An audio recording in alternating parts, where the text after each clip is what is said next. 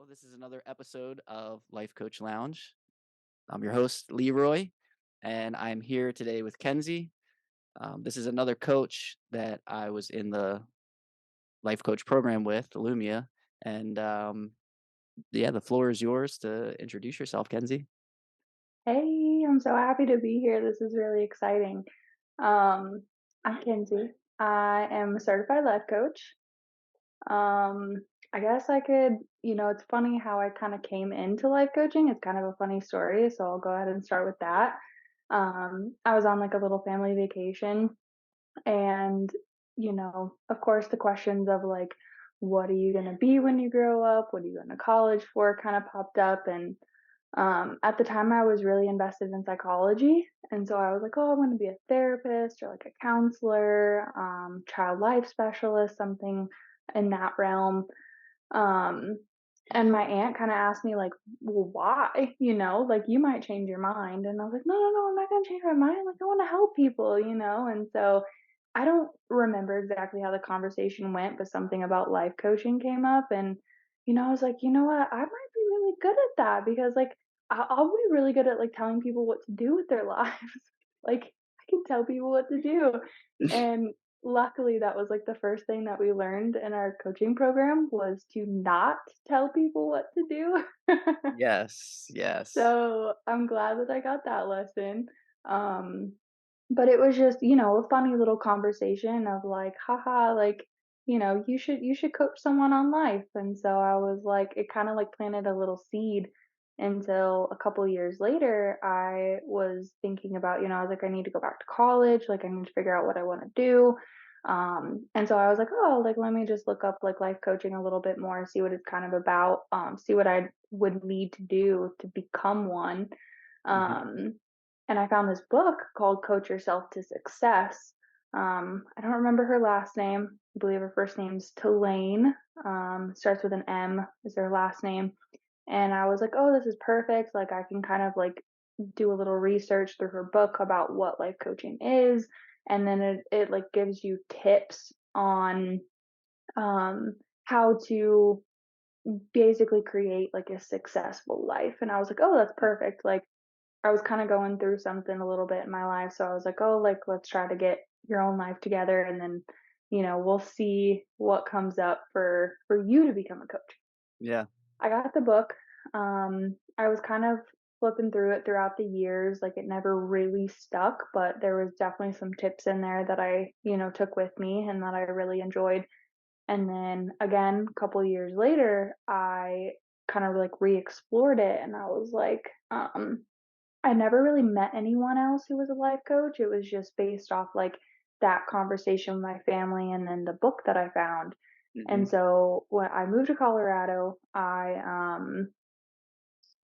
met someone at the current place that I work, and he was a life coach. And I was like, oh, no way. Like, that's crazy. I've never met another life coach. And so, we became friends. And then a year ago when we started Lumia, he was like, "Hey, like I think I'm like gonna do this program called Lumia. Like I'm gonna look into it because he wasn't a certified life coach. He was just playing around with it, seeing what he wanted to do.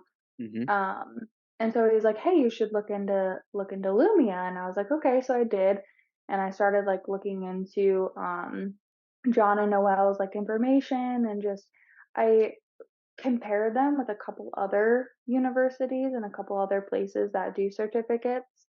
But they just really stood out to me because they were like, it felt like a real people, like a real community, and not just like a university, like the one I was already going to. That was the point. Like, I didn't want that. And so the more research I did, I was like, "Oh, this one's perfect." And I pretty much like signed up immediately. And I think it was like a month later I started the program. So Hmm. Hmm. Yeah, that's so cool. I keep hearing people talk about how in their life, like kind of how they came across this idea of what life coaching is and what life coaches do, and always having just kind of like a fuzzy idea of it all. mhm. And I think I was in a similar position too. And then once you start doing more research, it starts to make sense. You're able to differentiate these kind of helping professions a little bit more. But it's funny that one of the first things you brought up was that idea of life coaches being known as, or at least this stereotypical, oh, they're telling you how to live your life, which is Mhm. not the case at all. And I want to Yep. emphasize that on here because it's the perfect platform to do that. And surprisingly, that hasn't, maybe it came up in some of the other conversations, but yeah, they trained us that it's not about telling people what to do. And Mhm. and I don't think that I was always necessarily doing that in my life either, even though I could tell that there were a lot of characteristics that I had that, you know, I was kind of coaching people and coaching myself by the types of conversations I was having, but I was Mhm. also imposing a lot of my views, a lot of what I learned. I was giving a lot of advice here and there, and I would sprinkle it in, but I was also still holding space. I think I was learning how to hold space without even really understanding that concept. But it was the program that really Mhm. just helped me understand that this role is not about that. And the whole point of that is to facilitate the other person's growth and development. It's Mhm. not to give them the answers, it's to help them figure out the answers for themselves. And there's a lot of power in that. So I like that you brought that up and that we have a chance to kind of throw that out into the universe. And anyone that has questions about life coaching can hear this for themselves and know that like we're not here to tell you what to do. Um, and then I heard you brought up the book, and that book kind of Mhm. seemed to be like this, a pivotal moment because even though it took a few years for you to end up at Lumia, you kept going back to the book. Do you Mhm. remember anything specifically about the book that still sticks out to you that's is still with you that you carry on now that you're a certified life coach and it's been years later? Yeah, probably. So it was 101 tips, and I think the one that it's like one of the first ones that I always end up going back to, because you have sections on increase your natural power, and then money. There's always something about money in there and time. And I think for me, I just got kind of stuck on that like first part of like increase your natural energy and your natural power. Mhm. And a lot of that was about, um, getting rid of things that don't serve you anymore. Mm. And that can be physical things, that can be other things, jobs, relationships. I think at first it's more material because if you want to better organize your work environment, then maybe you should clean out your desk first. Mhm. Get rid of all those old papers that you don't use anymore. Create some sort of organizational system. And then all of a sudden, you're looking at your clean desk, and all of a sudden you're like, oh, I don't have to do that anymore. I don't have to rummage through papers for an hour to find the one thing. Like it's right there. I can just grab it. Yeah. And for some reason, I connect with that on such like a deep level. Like if you're not wasting your energy finding something, cleaning something up, um, or because that can stress you out too, right? Mhm. Um, and so it was just kind of like in that realm of get rid of the things that are stressing you out, that don't serve you.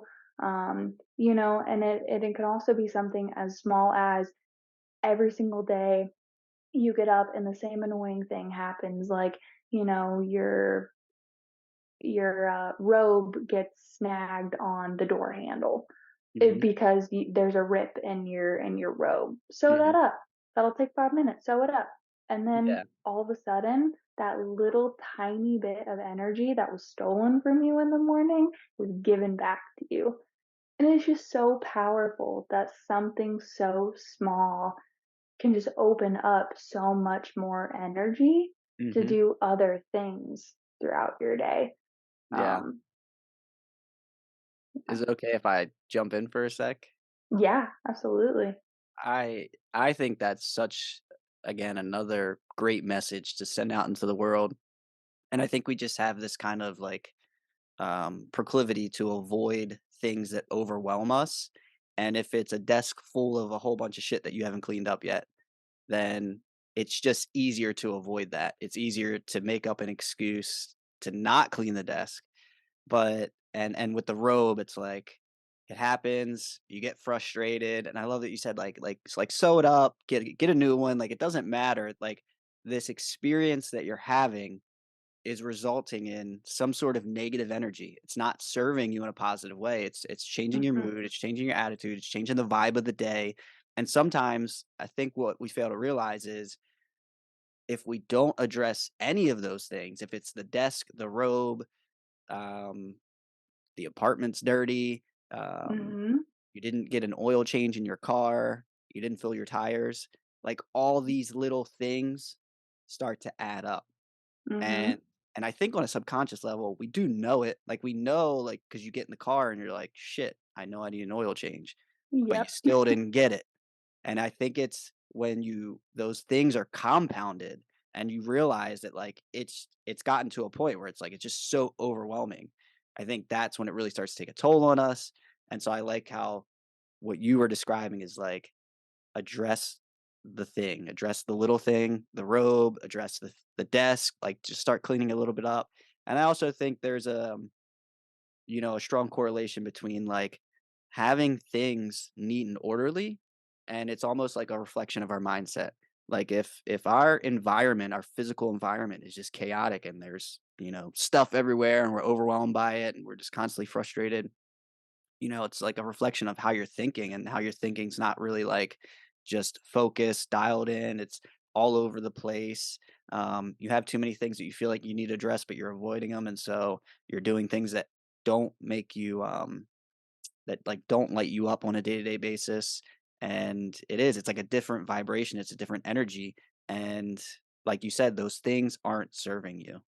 So Yep. I just think it's a great example too, because sometimes something as little as you said the robe, it's like sometimes it is that. That is the Yeah. thing. It's the reminder that like, come on, we got some work to do. Like let's do Yep. these things so we can avoid all that. Um but yeah, yeah. No, I just thought that was really cool. Anything else about the book that sticks out to you? Um, I think that's the biggest thing for me. I definitely want to read it from start to finish at some point in my life. Mhm. Mhm. Yeah. I think I've had so many other like life events that have come up over the years that have kind of like halted it. Yeah. Um, You I might you have it with me, but You did say so you brought up money for a sec, and mhm. if you're okay, I would love to explore that for a second. Yeah. Um, I think that's an area too, and I just want to throw this out there that we are not financial advisors, but I do want to hear your take on, what was it about the money thing? Did you change the way, like your relationship with money? Did that change as you read the book? Personally, mine did not. And I Mhm, think it was because I'm already really good with money. mhm, Yes, I do have a little bit of debt and a little bit, but I'm really good at budgeting my money. mhm, I've always kind of felt like I could help people in that area mhm, mhm, because of the system that I have put in place to save money, to pay off my bills. I don't think I've hardly ever been late on anything. And so like that part didn't really wasn't something that I felt like I needed personally in my life. mhm, It for me it was mostly about like increasing my natural power and kind of like taking back the power of my own life.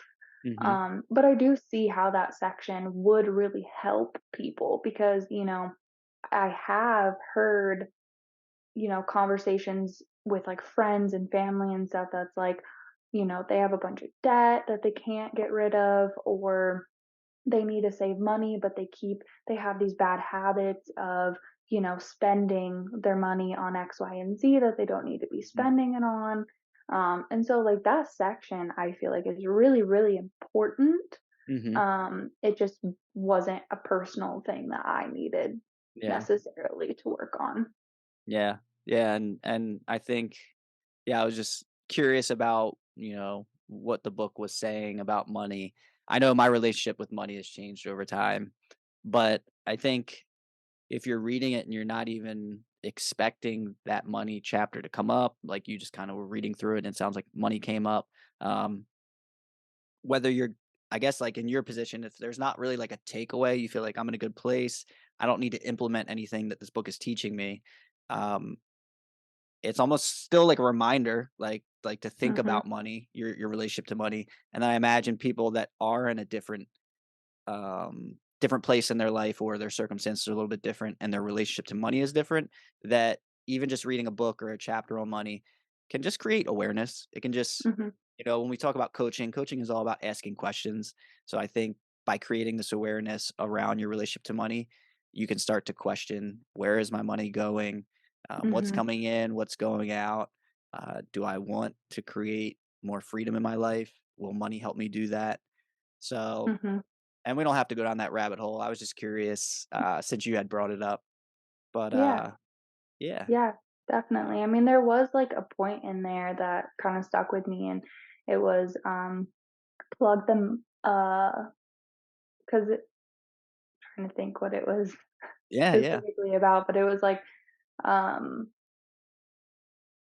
plug the money drains or something like that, and I think it was, like, that overspending on things.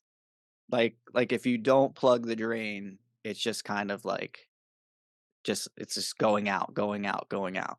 Like, it's Yeah. basically saying, like, you're not saving anything. All your money's Mhm. just being drained out. Yeah. Yeah. Yeah, so we have to, like, consciously think of, where is my money going? What drains do I need to plug? Um, yeah. Yeah, it sounds pretty cool.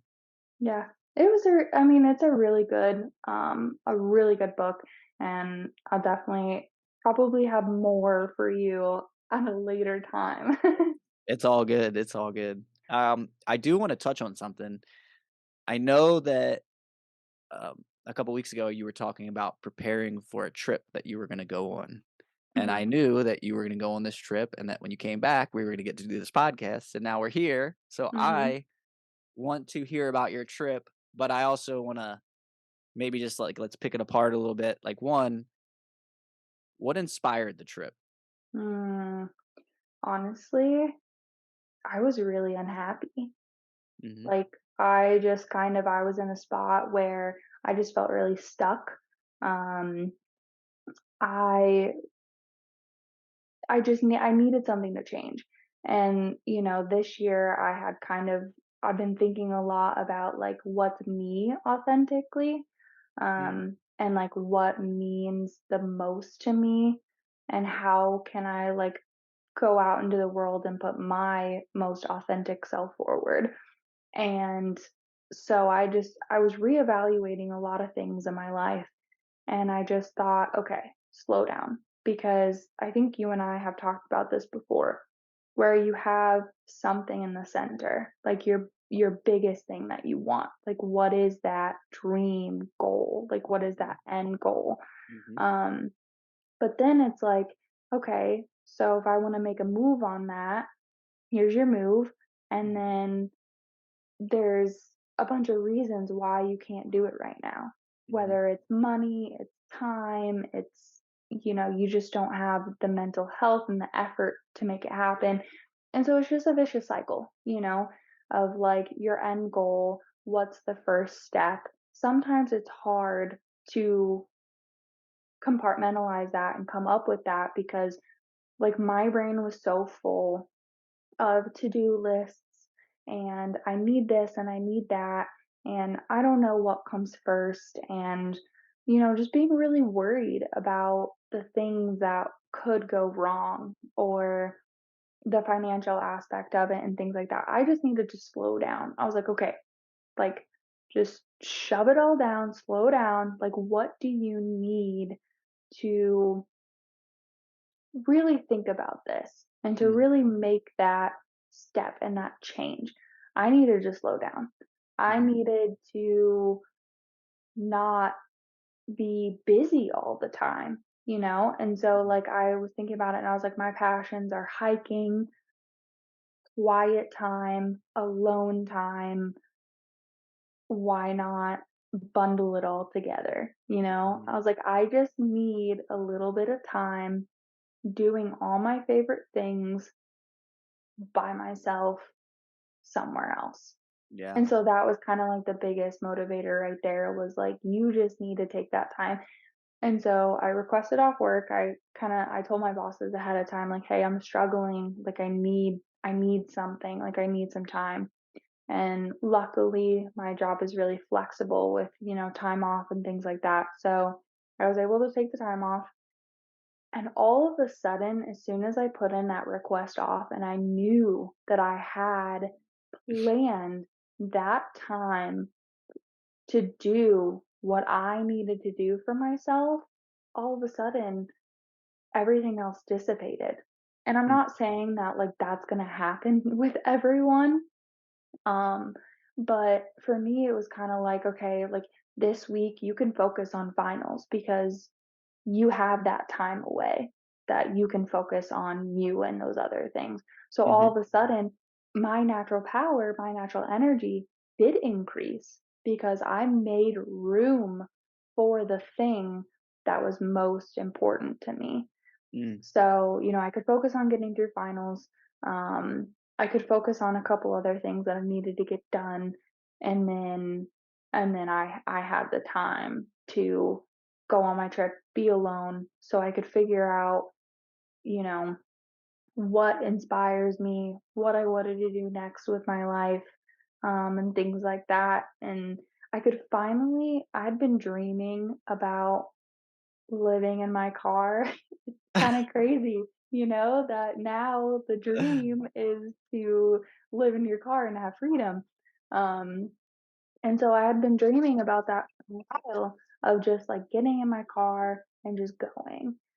yeah, And finally, like, I was doing that. So it was really powerful, and I remember, like, going to work probably the next day, like, after I had put in that request, gone to sleep the next day, I was getting compliments from my coworkers that were like, "You seem really happy today." mhm, And I was like, "It's because I planned a trip out to the desert by myself." mhm, mhm, So that was definitely, my main motivator was just to think about what do I need yeah, in this moment? Like, my first step was to create space for yeah, myself.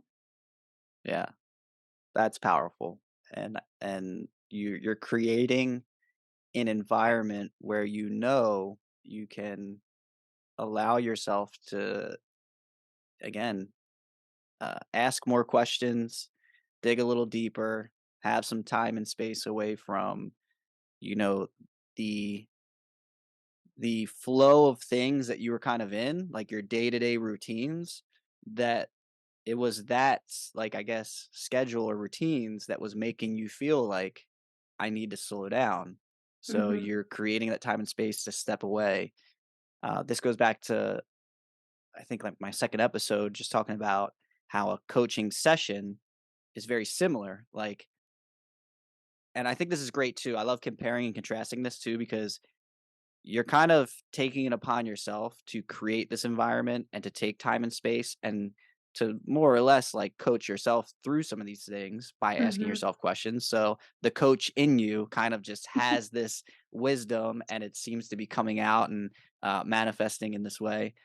But it just goes to show there's multiple ways to do it, and I'm like I said, I'm not on this podcast telling people you need to, like, go have a coaching session, and that's the only place that you can have, like, time and space to, like, figure things Yeah. out. It's like, no, that's one way among many, and I think the more you get to know yourself, you will realize that, yes, there are some benefits to having a coaching session, especially if you don't have time in that moment to get away, but you decided for yourself, "I'm going to get away.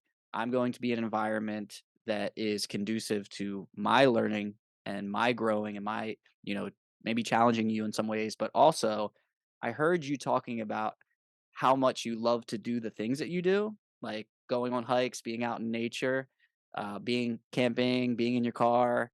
Um, so it's helped like making me connect it back to you talked about authenticity. And I feel like that is you being authentic. is you understanding yourself on a deep level and saying, "Look, whenever people are dealing with the kind of issues that I have right now, they've got to figure it out. They've got to figure out how to do it for themselves the way that they feel like they need to do it. But for you, it's I need to be out in nature. I know that that's a place where I can just really get away and figure things out." And I feel like just you expressing how much joy that brings you to be in those types of environments as well, um, is kind of this like authentic side that is coming out of you. And another element of your story that I think is great for people to hear is that you spoke up for yourself and you talked to people at work and you said, "I think I need time and space." Because Mhm. I think a lot of us at various times, for whatever reason, might be afraid to either just create that time and space or to have those conversations with, um, our employers. And but you knew that you needed it, and so you Mhm. made it a point to schedule it, talk to your managers, set the trip, and you did it. And I think that's like, for me, that falls into that category of, like, health and wellness. Like, in order to take care of yourself, you've got to understand that if you need to take time and space, and that's gonna be most helpful so that you can come back, with a different mindset, different attitude, maybe make some changes, like, that's really important. Yeah. And I think it's really inspiring just to hear you say, like, to talk about the awareness and to actually take a few steps to create it for yourself. Mhm. Thank you. Thank you. It definitely, and hearing you say that, it definitely reminds me that it took time for me to get there. I Mhm, wasn't always a great communicator of my feelings and mhm, what I needed. And I don't know if that was like the Lumia program that helped me with that. It definitely helped for sure, create this awareness around communication and what it can mean. I feel like we don't communicate mhm, as well as what we should in our everyday lives. Um, it's really easy, I think, to just kind of like hide behind, the our screens and, I can't or I won't or, and so I think like I just kind of built up this like trust within myself that like if you're just honest about what you need and what you want, um, it's the worst thing someone's gonna say is no, you know? mhm. Like the worst thing someone's gonna say is no. And so, Well, yeah, it definitely that's took some time to get there, but, I think that's one thing that coaching has really taught me too is just, like, communication within our everyday lives too. mhm. Yeah. Yeah, I like that you bring up that someone can say no, because I think that is that's a reality, is that Mhm, you express to management, like, "I need some time and space," and they're like, "Nah, like, we're not approving that." And then all of a sudden, then you're really challenged, right? mhm, But I think the difference is if we don't if we don't express our needs, if we don't request things from other people because of this kind of like whatever it is that's going on internally, like whatever reason you have for feeling like, no, I'm just not going to bring it up. And all of a sudden you're pushing your health and your well-being to the side, and you're kind of like just trying to make everyone else happy, and you're not speaking up for yourself, you're not communicating, all these things that you talked about. You don't even know whether it would be a yes or a no. But mhm, if you at least speak up and they say no, that will be something that will also give you something to think about. Like, having got to that point, then you can say to yourself, well, I feel like I'm expressing my needs. I don't feel like they're really looking to help me out. Are these the type of people I really want to work for? right, And that's not the only question, and that may not be the only reason they say no. Like, maybe the no is because everyone requested off the week that you tried to, right? And yeah, so that's not really your employers being really negative people and not wanting to help you. It's just maybe that's you need to work something else out.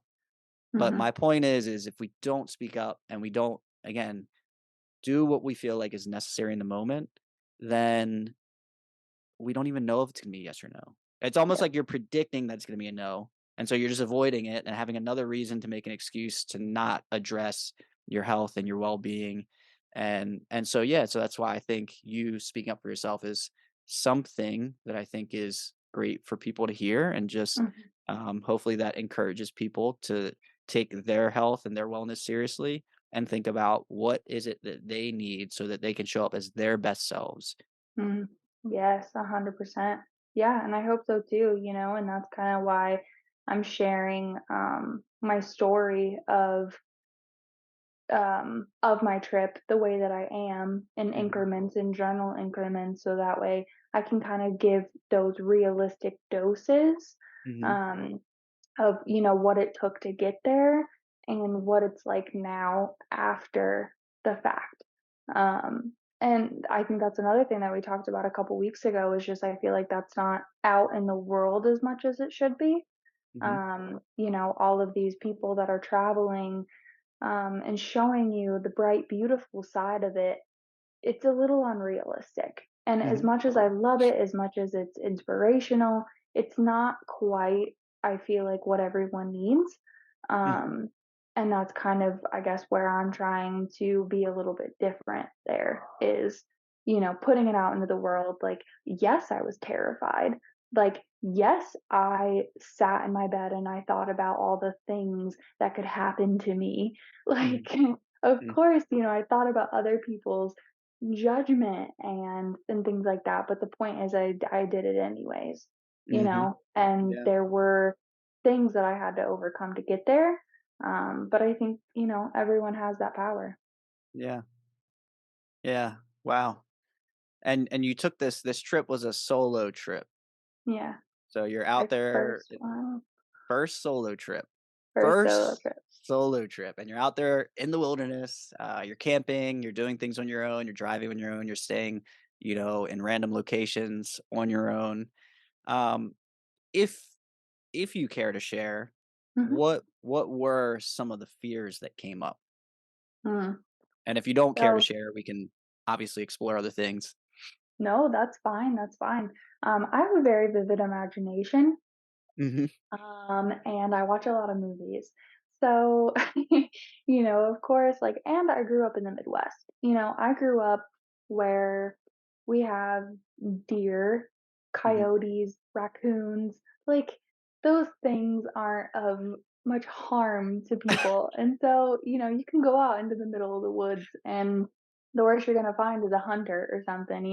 mhm, And so, moving out to Colorado, like, it was a whole different ballgame for me because all of a sudden we have bears, we have mountain lions, we have moose, we have elk, and you hear about these like stories and stuff. And I remember when I first moved out here, I don't know why, but I don't know if the locals just didn't want me here or what, but like there was a couple locals that were telling me, "Oh, like be careful who you talk to and who you get in the car with because they'll take you up to the mountains and no one will ever hear from you again." And I was like, why would like, okay, that's encouraging, thank you.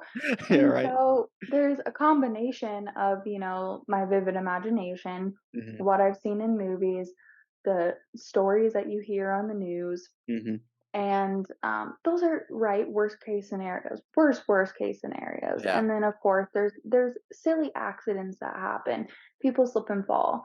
Um, so my like anxiety was telling me all these horrible things about like if you're going to go alone someone's going to bother you.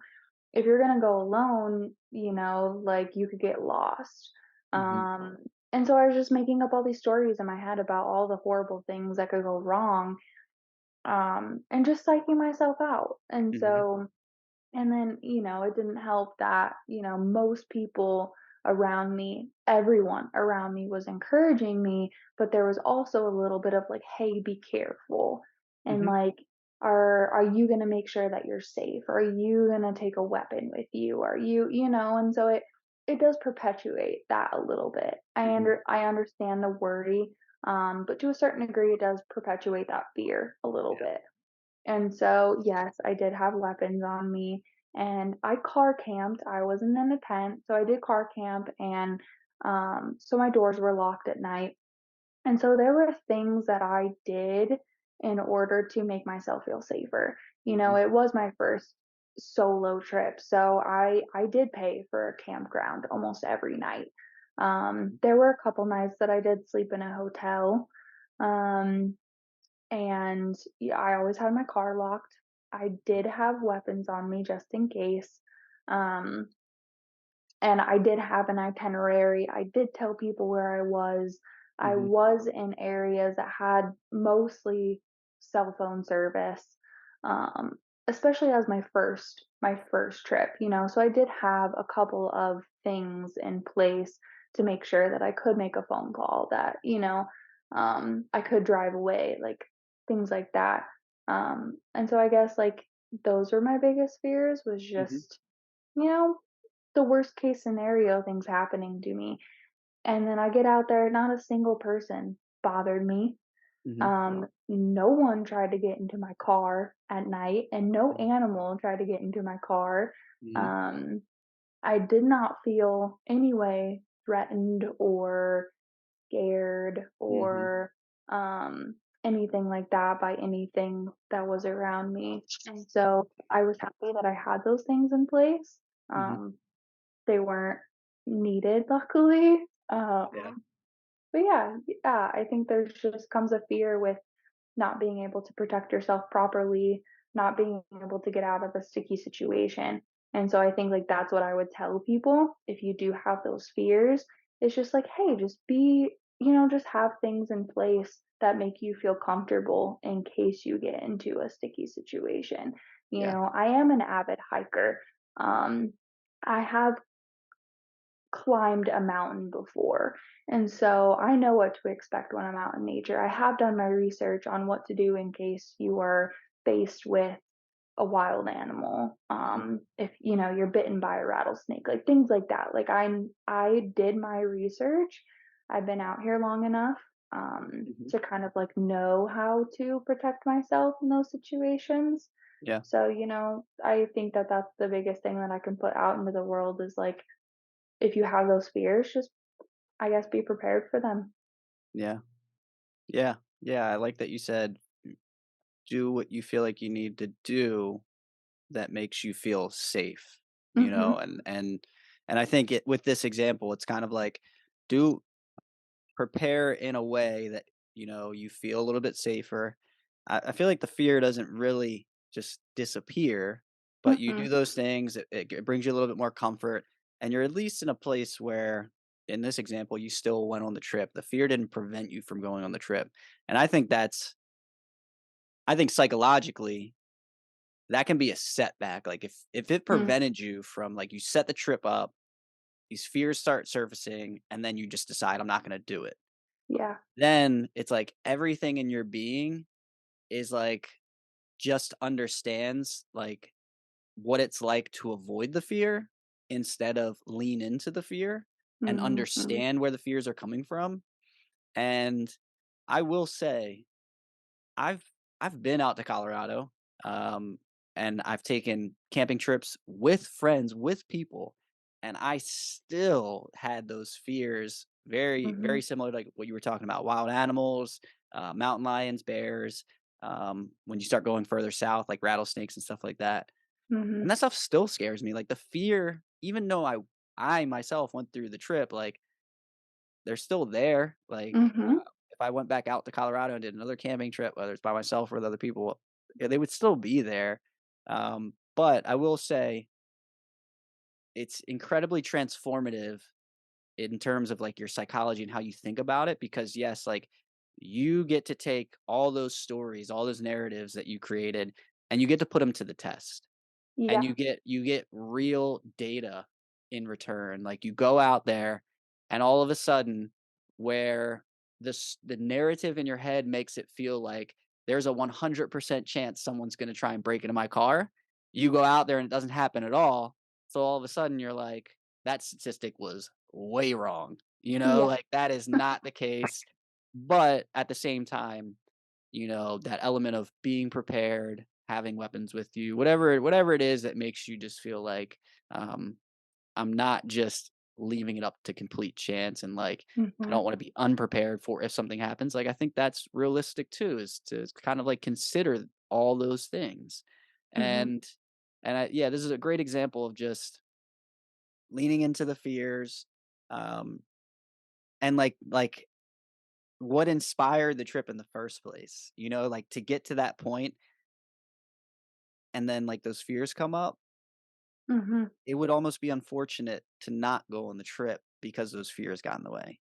And then without me, like, speaking too much on, like, the effects of going on the trip, like, I wanna ask you personally, how is Kenzie different now than before the trip?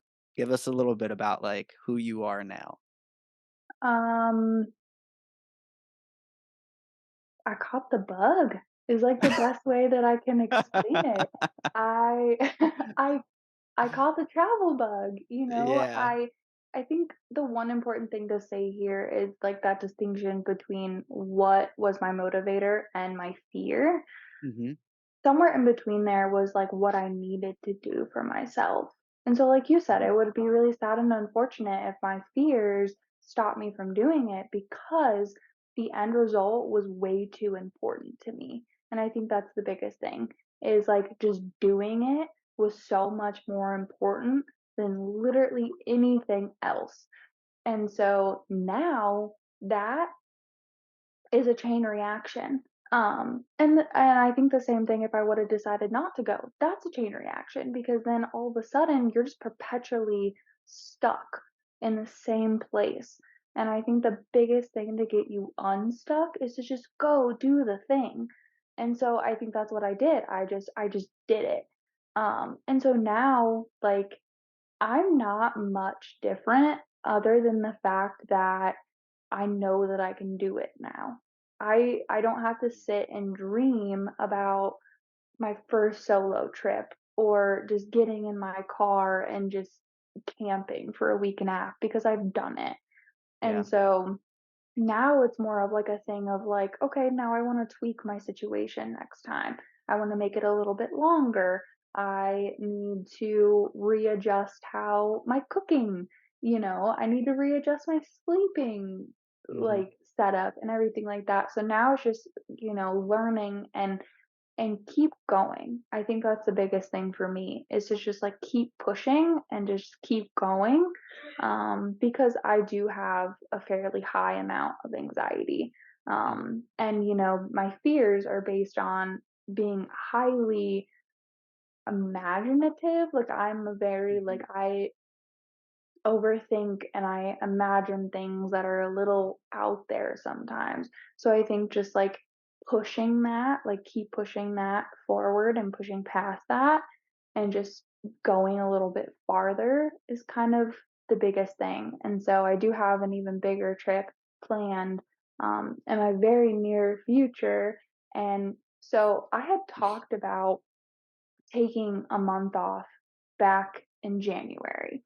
Um, and I'm really glad that I took this mini trip before I took a big one, Mhm. because I could learn a couple of things and I could push that boundary without pushing it too far. Because it was really nice to sleep in a bed when I did. It was really nice to, come home and hug my friends and smell home smells again. Mhm. It Mhm. was nice.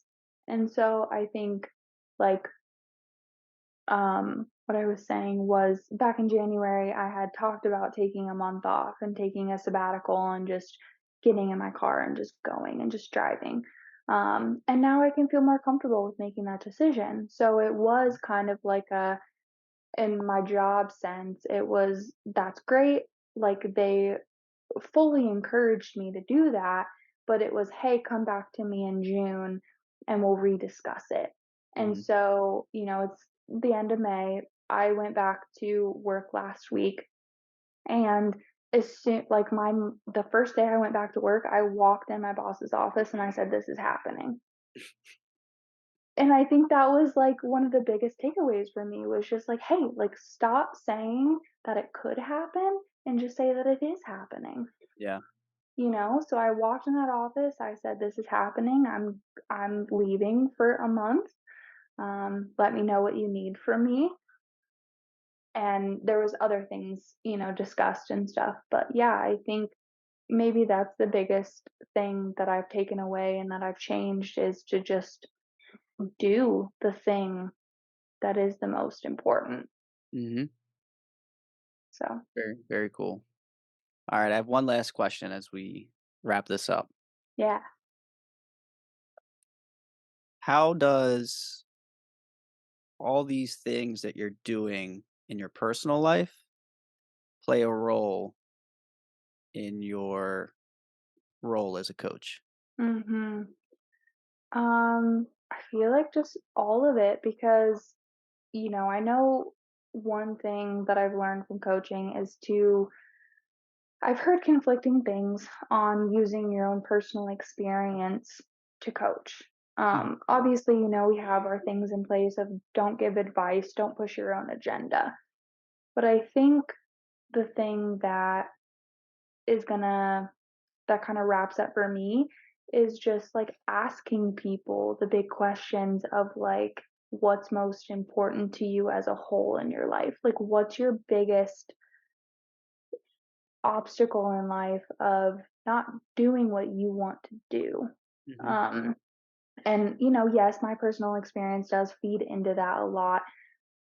And I feel like my story um has kind of like created my coaching business because I want to coach people in the realm of um, living the way you want to mhm, and doing what you want to despite what other people want and despite what other people think. It's what's my passions, what's my authenticity. Um, Kind of like recentering the story around you. And mhm, that doesn't mean, every decision you make is, selfish, but it's just kind of like reimagining what life would be like if you took back the power on your own life. 'Cause I mm, just know what it's like to make all of my decisions based on what someone else wants. I know what it's like to make all my decisions based on how someone else feels and, well, I can't because my job won't let me. I can't because I'm not financially stable. So, let's figure out how we can make ourselves financially stable. Let's figure out how we can have those conversations with our bosses. mhm, Or do we need to reevaluate our careers or do we need to reevaluate the relationships that we're having? Because I feel like support in your relationships, no matter what kind it is so important. mhm, And so there's so many aspects to it. And I think like that's where I want to combine my experience and my story with my coaching business is just, you know, you can take back the power on your own life. mhm. Thank you. Thank you for Yeah. that. Yeah. Um, just before we finish here, I just wanna touch on that, like, this idea of support keeps coming up in a lot of my conversations, and you just talked about how important it is to have support, and I think there are various types of support, and we have to figure out what we feel like we need, but my point is I know you. We've worked very closely with one another for months now. Um, I believe that this experience, and as I'm hearing you talk more and more about overcoming your fears, it's your first trip now, like you're ready for more, and just I feel like there's a type of support that because you've been through these experiences, when you're coaching someone and they're bringing those kind of things to the session, I believe that you will have more patience with them. I believe that Mhm. you will have more powerful questions for them. I believe that you just you will be able to empathize on a deeper level Mhm. because you are in your own life, in your personal life, you're doing these things behind the scenes. So it does play a role. Like whether you even, you know, disclose any of that or not to a client, you are a person that I feel like brings that to the table. And it's just cool to see your growth and your transformation along the way, and I imagined that this trip would have would be a catalyst of growth in some sort of way, Mhm. and so it's Mhm. cool to hear you talk about it, and I can also only imagine that over time, you'll have a chance to reflect on it more and more, like, it's very fresh, I feel like you just got back, so I do appreciate you coming on here and sharing kind of what you've learned already, and just Yeah. also, telling us a little about who you are, what you bring to the table as a coach, and just there were so many parts of your story that I think are great takeaways just for people to hear. This podcast is all about, inspiring and motivating people and trying to get them to think about what are the coachable moments in your own life? What are the Mm. questions you can start to ask yourself? And I think there are a lot of questions that came up here uh, that will be able to help people in some way, shape, or form. So thank Yeah. you. Yeah. Thank you for having me. This has been really fun. Yeah, no, it's awesome. And yeah, we'll continue these conversations for sure. Okay. All right.